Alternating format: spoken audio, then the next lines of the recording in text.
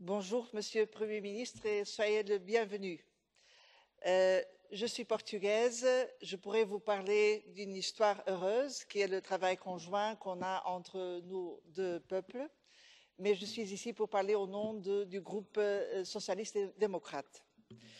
Et donc, j'aimerais vous dire tout d'abord qu'on apprécie énormément votre engagement et l'engagement du Luxembourg pour le projet européen. Vous venez de nouveau de le démontrer d'une manière très claire.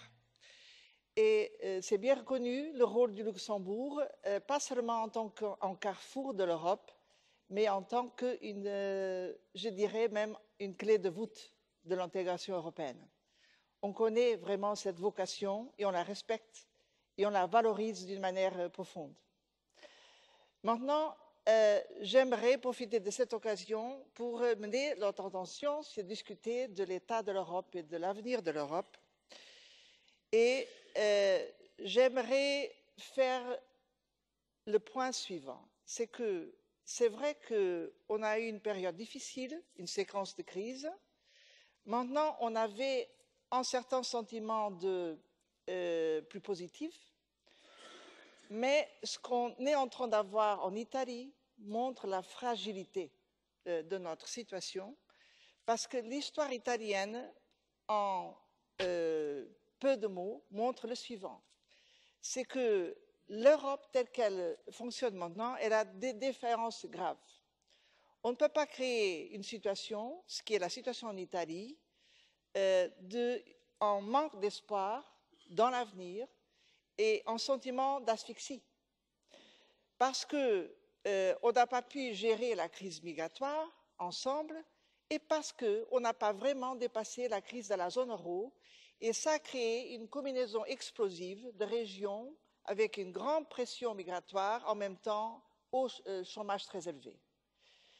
Et donc, l'Italie, si on casse synthèse de la situation européenne, est en face d'un choix très difficile, ou bien accepter l'Europe telle qu'elle est et elle ne marche pas bien, ou alors considérer un pas en fait vers le précipice qui serait d'une manière déguisée ouverte de sortir de l'eurozone ou même de l'Union européenne. Et on ne peut pas mettre un pays devant un dilemme impossible. Ça, c'est un dilemme impossible. La seule solution pour dépasser ce dilemme, c'est mettre l'Europe à fonctionner beaucoup mieux en faveur de ses citoyens. C'est ça l'enjeu. Et je vous dis, Monsieur le Premier ministre, on aura maintenant un Conseil européen, tout le monde le sait, décisif.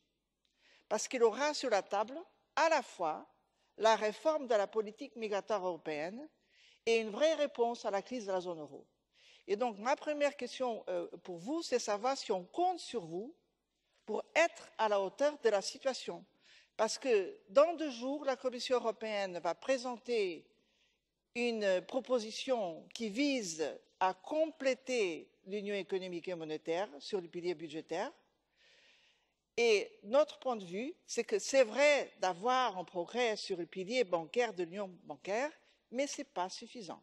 Parce qu'il faut doter l'union économique et monétaire d'un vrai pilier budgétaire qui soutienne l'investissement, qui soutienne la convergence économique et sociale, parce qu'on ne peut pas continuer dans une situation où une partie des membres de l'eurozone n'ont pas une vraie chance d'investir dans l'avenir et où l'Europe dans son ensemble a un problème de sous-investissement dans l'avenir. Donc ma première question, est-ce qu'on peut compter sur vous pour avancer sur ces dossiers, tout en sachant qu'il faut pas seulement créer un embryon de capacité budgétaire, mais aussi jouer avec le levier financier du mécanisme européen de stabilité, qui devait être mis dans un cadre communautaire. C'est ça notre préférence, en fait.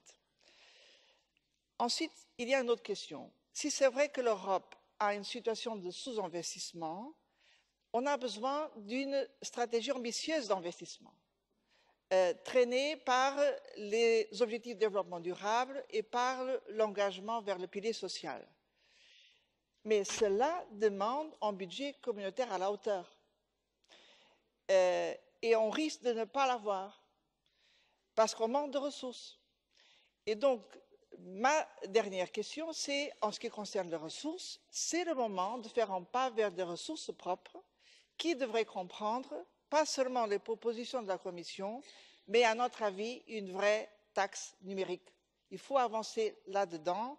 On ne peut plus accepter que notre machine derrière soit utilisée par les grandes entreprises sans cependant d'engagement fiscal. Et donc, Monsieur le Premier ministre, on attend de vous un pas courageux parce que sans une Europe qui marche mieux, le risque du cas italien peut se diffuser. Voilà, c'est notre préoccupation. Merci.